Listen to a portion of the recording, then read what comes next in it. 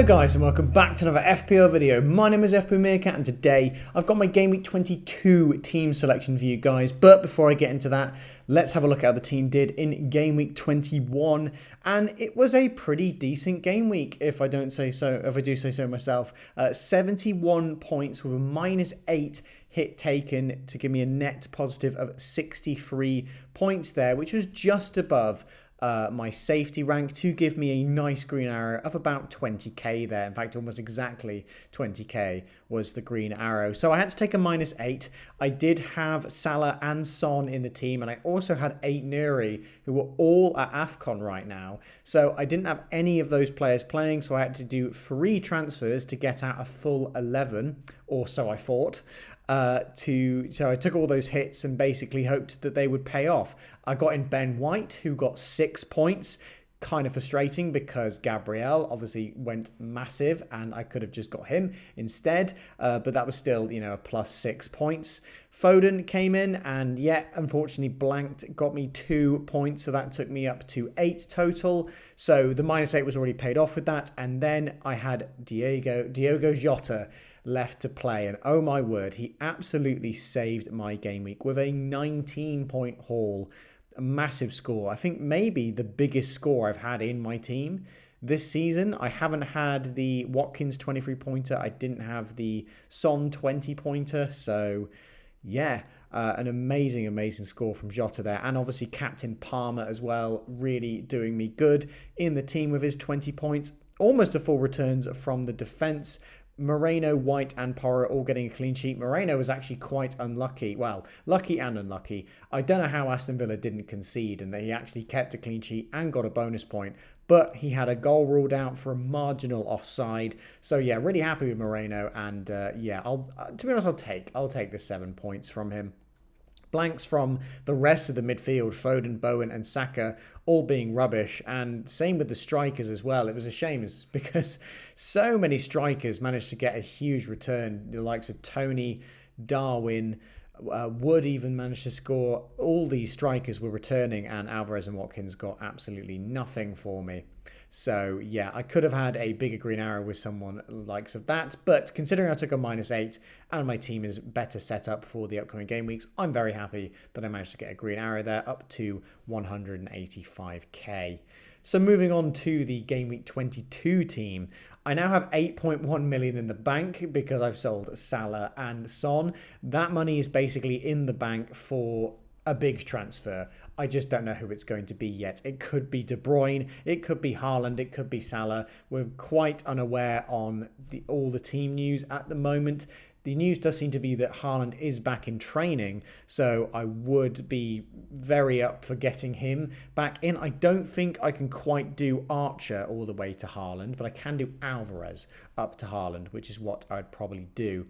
He does have the armband currently, but to be honest, I don't really like the forward to captaining Alvarez. To be honest, I feel like a lot of players on my team have been letting me down for quite a while now. The likes of Saka, Watkins and Alvarez have been regularly blanking quite a bit, and I am getting a little frustrated with them. But the fixtures for all 3 of them are pretty good for this game week. I do actually really like Watkins at home to Newcastle. It's a fixture he's historically done really well in, and Aston Villa have been really good at home. Newcastle have been really poor away from home, so I think that could be a really good game week for him.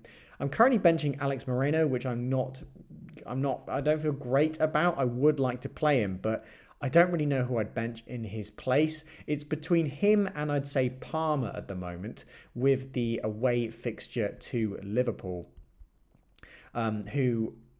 Palmer's such a devastating player though. He's so cheap and he can really get a massive score in any game week. So I don't think I can really bench him. I haven't benched him for a haul yet. So yeah, I might want to play him anyway, despite the fact I will have Trent, who we do believe is going to be back for this game week. But yeah, that was the issue with transferring in Ben White, is I've now left myself a little bit of a benching headache when it comes to defenders. Oh, and of course, Bowen was back.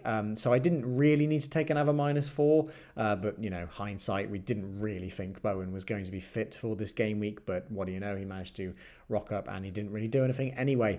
But yeah, I do like how the team looks. Jota as well against Chelsea, I do think is a nice fixture for him. And yeah, I've basically got all this money in the bank, waiting for some news to transfer in one of the big players. It looks like that Salah is going to be injured until at least game week 24 at the earliest. He could even miss Liverpool's supposed double in game week 25. The double has been announced for Man City and Brentford, which was a big reason why I went with Foden in the first place. And it might be a big reason why I go for De Bruyne. The issue is, I don't really know who I'd take out to fund De Bruyne. I've just got in Foden and Jota, so it'd be a bit silly to get rid of one of those. Bowen's got great fixtures and has been doing pretty well recently. And Palmer's just fantastic for his value. Even though it's a tough fixture this week, he's just been doing amazingly well. So if I was to get rid of anyone to go for De Bruyne, it would be Saka. Now, I don't know how secure De Bruyne's minutes are going to be, so I could very much steer clear of him just because he might not even start the game, and I'm not going to lie, I'm not going to be spending that much money on a player who's only going to play half an hour each game week. I know he got a massive return, but that's not going to happen every single week. It's very likely that if he's on the bench, he won't get anything, or he might just get an assist or something like that. But yeah, a very devastating player, and really well done if you went for De Bruyne and took the risk on him. Tony's obviously someone I would like to get in as well. But yeah, I'm pretty comfortable, I think, with rolling the transfer this game week. If we get news that Haaland isn't playing, I do think a Man City captain does make the most sense at home to Burnley. I'm not keen on it, but it is the best on paper, I reckon.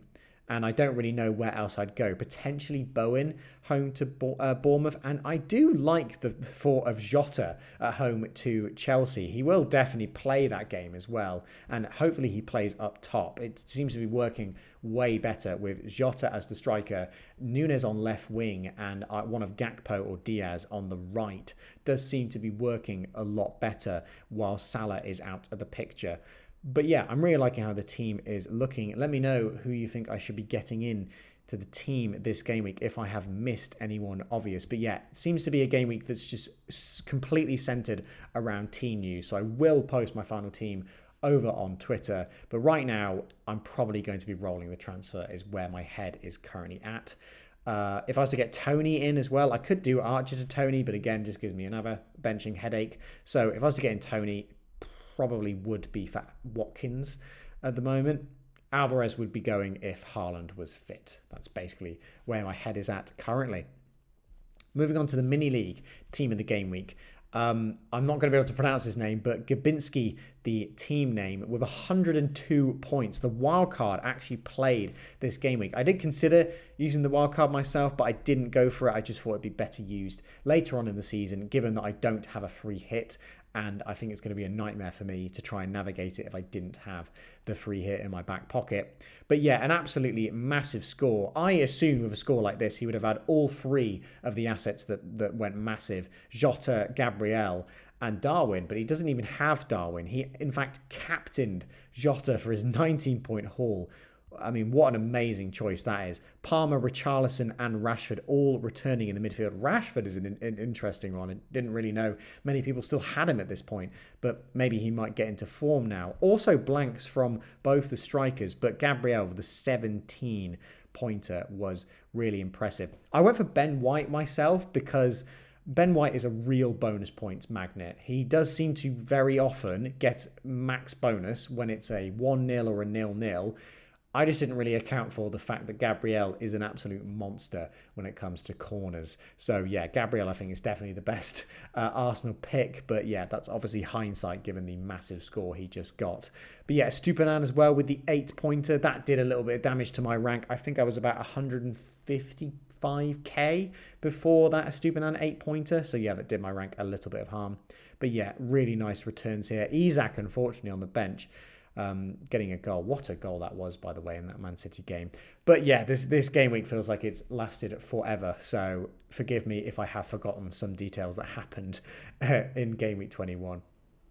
And then just finally showcasing the leaderboard. Milos there, Tamte Vamti, actually got another top 10. So he goes into second place there. And I believe yeah, there's not really been much of a change. Gabinski there, the team name in 12th, had already got a top 10, so now he slides into 12th position there, and I think that's about it in terms of how the leaderboard has changed. So I hope you guys have enjoyed this video. If you've made it this far, please consider liking the video and getting subscribed to the channel for more weekly content. I'm looking forward to being able to make a video a week again when we get into it. It's been such a long break, and it's been a bit of a weird one given how long Game Week 22 has been. And hopefully over this week, I do encourage you not to use your transfers just yet. We're going to get so much information over this week, and there are no games this weekend. We're going to hopefully get announcements of doubles and blanks. We're going to get announcements of, well, we're going to find out who goes out in AFCON and in the FA Cup, so potentially when blanks are going to happen, who's going to be back from AFCON. The likes of Kudus, which I know a lot of you might be interested in. He could be going out in Ghana. Ghana are at risk of going out given however results go in the game week. In AFCON. So yeah, I hope you guys have enjoyed this video, and I'll see you in the next FPL video.